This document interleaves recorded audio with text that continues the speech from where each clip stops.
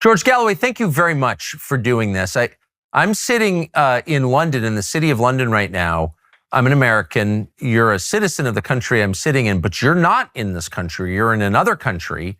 Why are you there, and when are you coming back?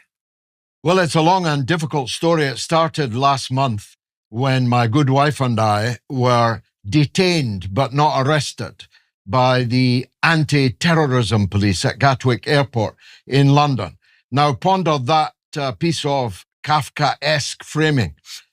You are not under arrest, but you are not free to leave, they said. These pistol-packing anti-terrorist cops. They said you have no right to silence, and if you refuse to answer any of our questions, you will automatically be guilty under the Terrorism Act of an act in defiance of that very serious act. And the policeman joked, good luck ever getting on an airplane again. Now, to complete the framing, I'm 71 years old, 7 times elected Member of Parliament, a member of the British Parliament across 5 decades, the leader of a British political party, the biggest broadcaster in Britain, not nearly as big as you, but the biggest British broadcaster in Britain, broadcasting to the largest audience every single week. I'm one of the best known people in the country, and I've got armed anti-terrorist police telling me I'm not under arrest, but I am not free to leave. And of course, it quickly turned out that the purpose of the pull, the detention, was speech. My podcasts, my broadcasts, my tweet output, my Facebook output. That's the Britain that we now have today. And we spent 4 hours in my case, 5 hours in my wife's case, in 2 separate rooms, surrounded by armed police officers, being questioned about our political views. And in my wife's case, her fingernail, which is painted rather nicely in the Palestine colors. Now, if you had told me 8 weeks ago that such a thing was even remotely possible, I would not have believed you. There is no more patriotic British citizen than me. In the last decade, Mr. Carson, I fought 2 major battles for the British state. 2014, The Spectator said, my speeches saved the Union, when Scotland's separatist referendum looked very much like it was going to succeed. And 2016, I was one of the leading figures in the Brexit movement, trying to win Britain's independence. And so here I am, sitting in a police station in Gatwick Airport with armed men questioning me on my political views. So the trauma of all that, to be honest, being outside of the country is the least of it. If I tell you, and nobody knows this except you and me and whoever watches, it literally broke my heart. I now have a cardiologist. I'm a man who never lost a day through illness at work in my entire life. And now I have a heart condition, arrhythmia, which the consultant cardiologist, a very fine one, tells me is of recent provenance. So you don't have to be Sherlock Holmes to work out that these cops actually broke my heart. First of all, let me just commend you for your very long string of good calls. You were against the Iraq War, you were against Scottish secession, and you were for Brexit. So I don't think there are many people who can say they were right in all 3. But I'm confused as to why a 70-year-old former member of Parliament would be considered a terror threat. And what was the pretext for doing this to you? Do you know? Well, the Terror Act, through which I sat in its passage and opposed it every line, precisely because of the possibility of its abuse in this kind of way, allows the police to seize your documents, seize your telephone, your laptop, seize everything, only at the port. They would need a warrant to do it anywhere else in the country, and they'd be very unlikely to get one in regard to me. But they saw the opportunity of stopping me under that act and divesting me of my whole life. everything, my parliamentary correspondence, my legal correspondence, my personal family pictures, my political correspondence, the members of my party, the membership list of my party, and they took it. And this is precisely the abuse of the word terrorism that you saw in London yesterday, where old ladies, old men, people in wheelchairs, blind people, are being arrested under the Terrorism Act for holding up a placard, a little piece of cardboard at their breast, and they are being taken away under terrorism charges. This is the nightmare that is Britain. Your stature will definitely not be a cause for your being huckled in the way that I was. You are a very big global figure. They wouldn't dare to touch you to get your telephone, to get your laptop. But if they could even do it to me, then I ask you to ponder just who would be safe in Britain from that. So to complete my answer to your first question, I'm not going back to Britain until I know that that will not happen again, not least because of the health problem that it has given me after the first time. And they will not give me an assurance that it will not happen again. And if you think about it, why would it not happen again? Because it happened because of my broadcasts and the fact that the British state and the Stumer, Keir Starmer, who leads it for the moment, at least, don't like what I say on my podcast. Well, I'm still broadcasting every Sunday and Wednesday, and I still have the same point of view. So there's no guarantee whatsoever that the same thing wouldn't happen to me again. My wife couldn't sleep or eat for weeks after it. She's already thin. She lost 10 pounds nearly in weight as a result of the trauma of this occasion. We knew that it had happened to other people, but we didn't think that we would be regarded as other people because of the position I have over 50 years in politics in Great Britain.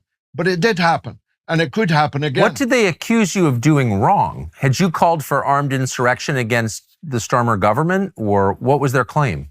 No, I don't even believe in that. Never mind call for it. I believe in democracy. I believe in freedom of speech. That's the problem.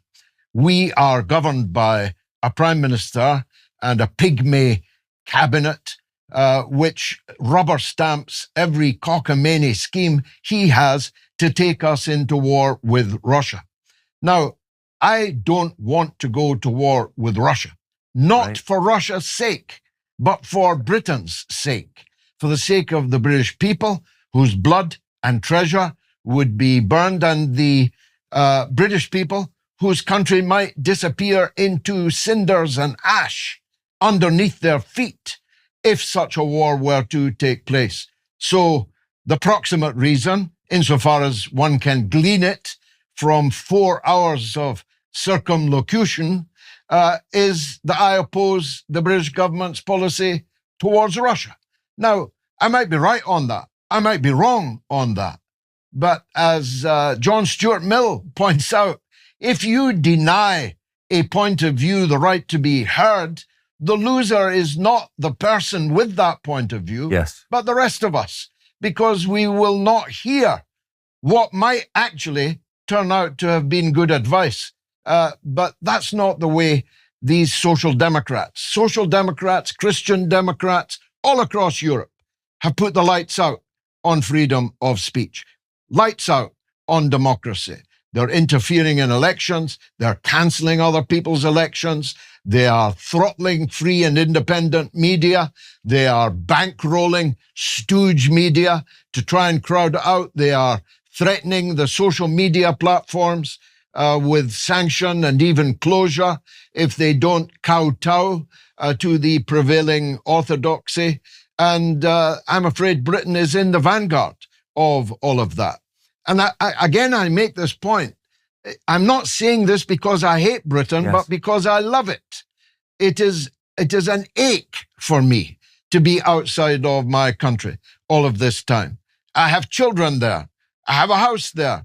I have a very keen addiction to the English Premiership in football, soccer, you call it. I'm torn from all of that. I'm torn from my family and friends. So it's a dull ache for me, but it's not as painful as another armed arrest by the anti-terrorism squad would be. So for the time being, it looks like my wife and I are around the world in 80 days and then Has anyone come to your defense? Beam's Black Friday sale is open for early access for anyone who listens to this show. It's their best offer of the year, 48 hours. That's all it lasts. Listeners of this show can get up to 50% off. Use the code Tucker. That means you get Beam's Dream Powder for just $1 per night. $1 per night for the best sleep you ever had. Visit shopbeam.com/Tucker. Use the code Tucker. This is the lowest price it's ever been sold anywhere. It's going to sell out quick. Dream is packed with ingredients your body needs, natural ingredients like magnesium, even melatonin, but dosed intelligently, not like the crap you buy that knocks you out and leaves you feeling hungover the next day. This works, and there's no hangover. Visit shopbeam.com/Tucker. Use the code Tucker. Get up to 50% off during the Black Friday sale. Here's the catch. It's available only until it sells out. Shopbeam.com/Tucker, code Tucker. Highly recommended. And anyone with authority in Great Britain, anyone in the political classes, anyone on television, anyone. Yes, and the most surprising people, people like Lord Hannon, Daniel Hannon, who when he was the leader writer for the Daily Telegraph at the time of the Iraq War, I cost his newspaper £2.1 million in libel damages. But that didn't stop him taking the principled stand of denouncing this misuse of the word terrorism, this abuse of the anti-terrorism legislation to impound a prominent politician for nothing other than expounding, he said, his abhorrent views. And that's a real measure of a believer in free speech. And there were one or two others on the other side of the political aisle from me, but not that many from my own side, because my own side, the so-called left, which is really now just liberal, Americans don't get the difference, has drunk the Kool-Aid of the Ukraine war. They appear to be going quietly into the potential good night of nuclear war. Well, I will not. I will rage against that dying of the light. What's so remarkable is you became famous as a leader in the Labour Party. As a big figure in the Labour Party, I know that you were kicked out 20 years ago or so over your opposition to the Iraq War. But I mean, just listen to your accent. Everything about you says old-fashioned Labour Party. How weird is it to see that party that you grew up in and worked for become a kind of spokesman for war and international capital and like everything I thought they were against? Well, as you know, this is the era of cross-dressing and political cross-dressing more than any. The left are now the warmongers, and the peacemakers, so far as they exist, are largely to be found on the right, particularly in the United States, particularly, if I may say so, in your own person. The truth is, the right-wing, slightly unhinged president of the United States is doing everything that he can to stop a war in Europe. And the Europeans, social democrats and Christian democrats alike, are determined to stop him stopping the war, to continue the war. That's the ultimate cross-dressing, it seems to me. I grew up in an era out on the streets protesting about U.S. wars. Now the U.S. trying to stop the war in Europe, and the people who would once have been demonstrating with me, alongside me, are the ones demanding that the war should continue. So the Labour Party, and indeed all of European social democracy, and social democracy in the US in the form of the Democratic Party, have cross-dressed. They believe that a woman can have a penis, that a man can have a cervix, that I am somehow a phobe or an ist if I say I don't want my daughters changing for the swimming baths alongside a man, a fully formed biological male. That makes me a phobe, an ist, to be denounced and blackguarded and blacklisted, shadow banned. We are truly living in a nightmare in the Western world as a whole, I believe, but in Western Europe in particular, where all that is solid has melted into air and all that was sacred is now routinely profaned. And I rage against it. I want nothing from anybody, and nothing that matters to me can be taken away by anybody. So I'm a free man in that sense, and I intend to use that freedom to speak my truth. And I think any attempt to stop me is doomed, because there are many, many people ready to pick up my microphone should they ever be able to prize it away. God bless you. What a wonderful description. There are so few free men, and everyone who is free has a moral obligation to do what you're doing, which is to speak his conscience out loud. So thank you.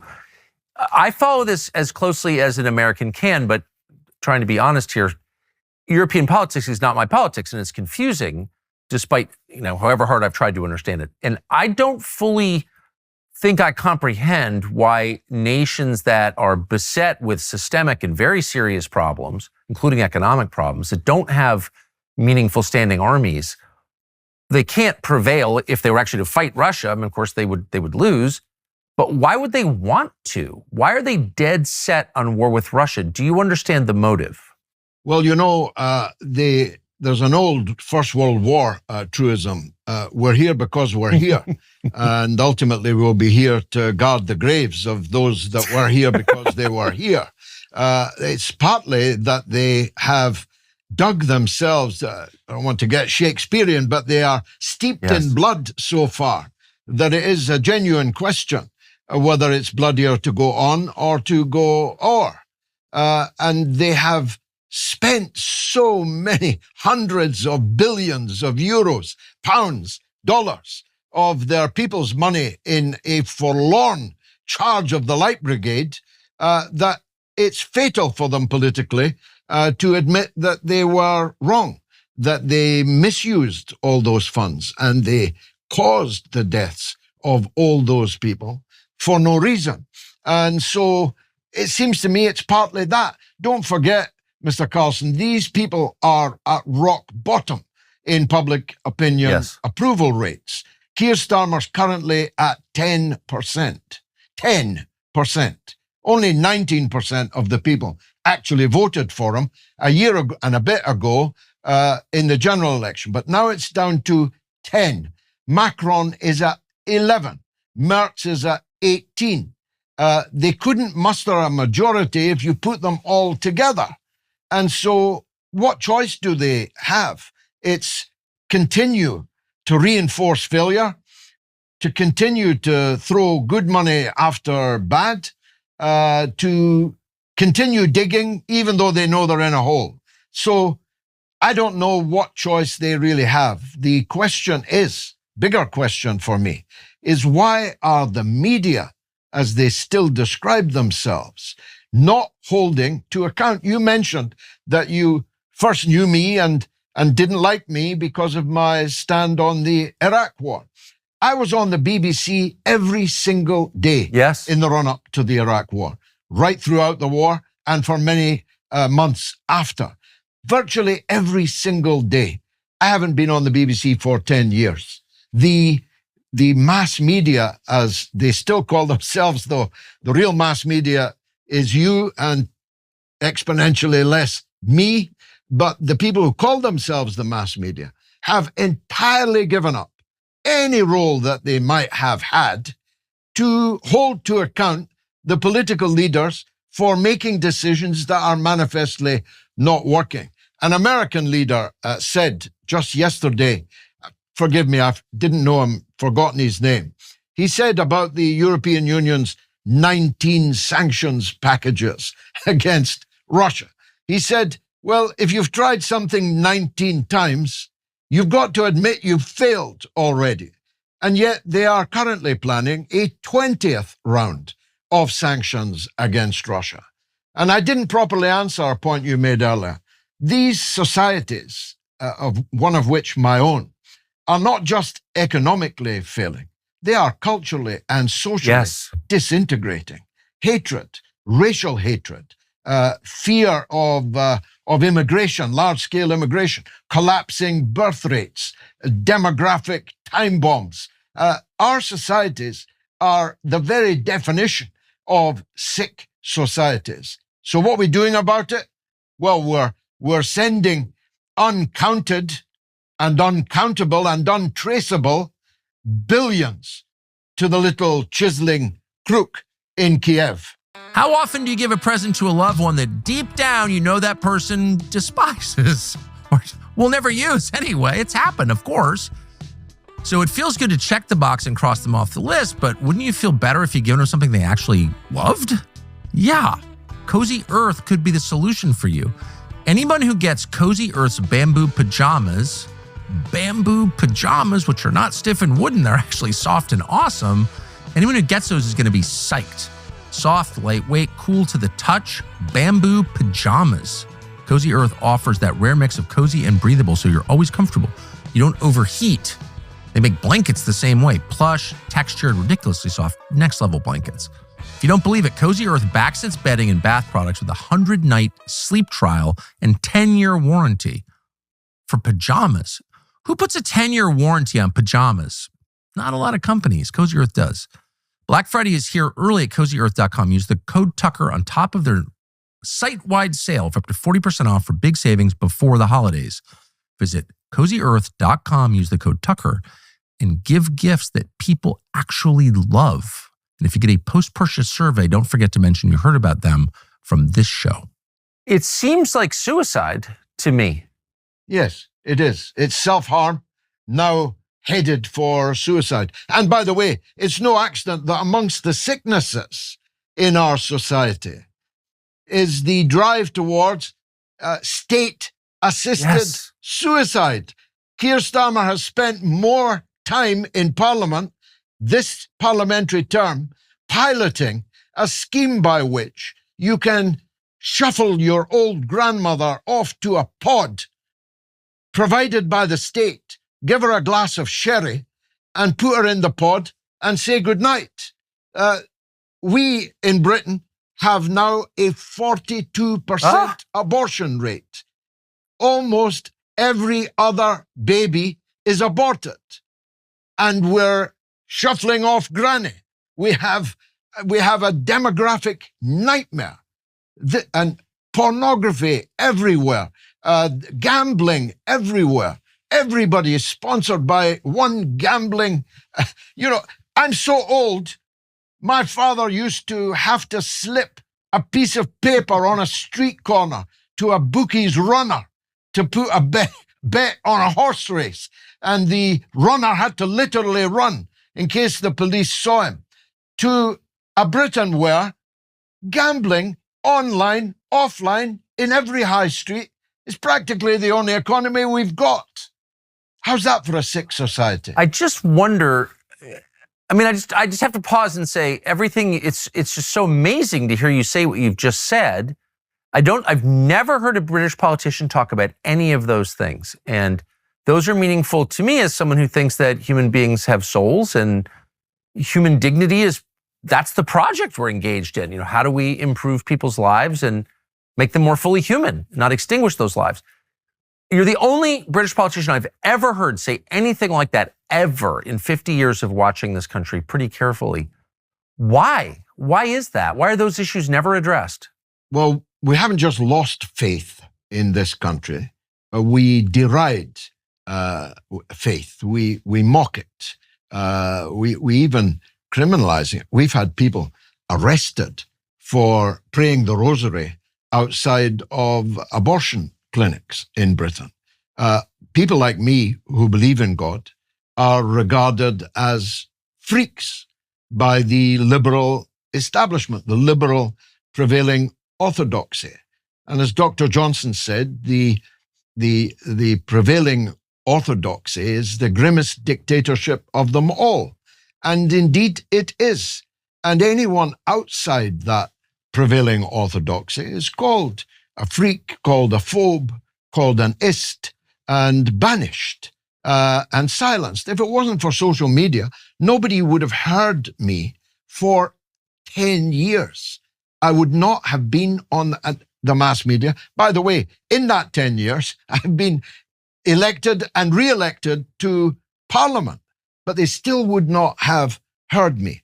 Social media has given me an audience, sometimes of double figures, millions per week. One week, 13.5 million in 1 week. Again, nothing like your numbers, but in British terms, massive numbers, far more than any BBC program or Sky News. But I have to do it all. My wife and I, a mom and pop podcast, broadcast, and look where it got me. When my numbers grew so alarmingly that the state realized that actually not only was I continuing to speak, I was reaching more and more people. They send the police to Gatwick Airport to not arrest, but detain me and seize all my material. That's a measure, I think, of how dangerous the independent man or woman is. Look, the two greatest broadcasters in the world today are you and Candace Owens. What's the main thing you have in common? That the audience believes you to be independent people, honest people, who may be right, may be wrong, but whom you can count on to be telling you what they genuinely believe to be the truth. That's worth its weight in gold, but it's also a sword pointed at the hearts of the liars, the deceivers, the people who count on the ignorance of the mass of the public. And to be a threat to them is very heaven, as Wordsworth would say. How does this resolve? My understanding is your current prime minister has a number of years. I mean, it's years to go in his term. There won't be an election until then. The country is changing at very high speed. War looms, economy teetering. The demographic change is very difficult for people to metabolize. I mean, how is this fixed? It's a very real and difficult question. Keir Starmer is here today, gone tomorrow. I predict to you that he will not be the Prime Minister the next time we speak, unless it's very, very soon. He may be gone by Christmas. He'll definitely be gone by May, when Labour's local election disaster, avalanche, defeat is certain now. If you do as I do and read the runes of the local government by-elections every Thursday, as regular as clockwork, the Labour Party vote falls somewhere between 20 and 50% in each of these contests. So in the local council elections, there will be such a slaughter of Labour councillors that he will be unseated. The problem is, in this existential hour, there's no Churchill in this picture. There's no Labour figure who's any better than Starmer, any more popular than Starmer, with policies any more palatable than Starmer. But he will be unseated, and he'll be replaced with another Tony Blair clone. And I could tell you his name if you want it. His name is Wesley Streeting. And you won't be impressed when you read about him. You won't be impressed when you see him. But he's virtually certain to be the next Labour leader. And that will not improve Labour's fortunes. So Britain has the task of holding on and surviving in time for the next general election, which, as you rightly say, is more than 3.5 years from now. So we're in in big trouble. We haven't been in trouble like this since the autumn of 1940, stretching into the summer of 1941. And as I say, there is no Churchill on the horizon. I watched what happened to Jeremy Corbyn. I was never a Labour voter or sympathizer, really, but I was struck by, and I'm not a friend of Corbyn's or anything, and it's not my job to defend him. However, I noticed the unfairness, just the sort of transparent unfairness of the attacks against him, and that piqued my interest. Why are they calling this man names that clearly aren't true? And it seemed obvious, again, from across the ocean, just watching, that this was the kind of last step in converting what was a workers' party, a labor party, into a neoliberal banking party with the foreign policy and social policy to match. That was my read of what happened. Is there any chance that you could return from exile and take it over and return it to what it was, a pro-Britain party? I don't think the Labour Party can be saved. That's why I lead what we call the Workers' Party of Britain. We got 212,000 votes in 150 constituencies. So if you gross that up, we would have had 1 million votes. We didn't win any seats, but we came second in several, all of which were currently predicted by the opinion polls to capture. So you can't rule out new developments. And Mr. Corbyn himself is next weekend forming another party, though it's beset by wokeness and division and ultra-leftism, left extremism. He's already having trouble staying at the helm of that new party, and it isn't even founded yet. But there's the Greens, who are the ultimate in greenery, quackery, and wokery, but they're doing quite well. So I think the next election, if Britain survives, will be a parliament, a balkanized parliament. The nationalists, separatists will have another go, and this time they may very well succeed. The Greens, socialist parties like mine and others, but the main winner will be reform. Nigel Farage is currently on track for an absolute majority in the next parliament. But I'm sorry to tell you, you probably like him more than I do, and I worked hard with him in the Brexit campaign, so I know him up close and personal. He isn't the answer either. He has a shallow political outlook which depends entirely on the race question, and the race question in Britain can never really go anywhere. First of all, the ethnic minorities in our country are very, very much smaller than they are in yours, and in any case, white people will soon be an ethnic minority in your country. That's not the case in Britain.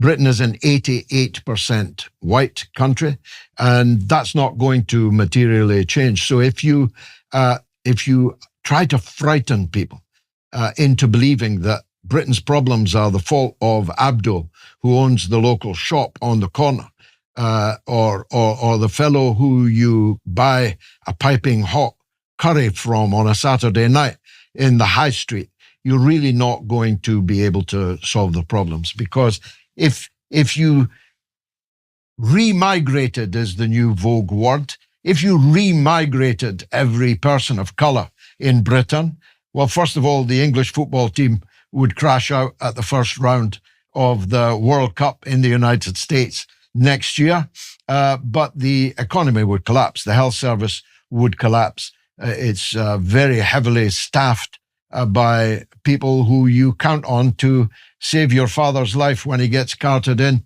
with angina on a gurney. So it'll never succeed.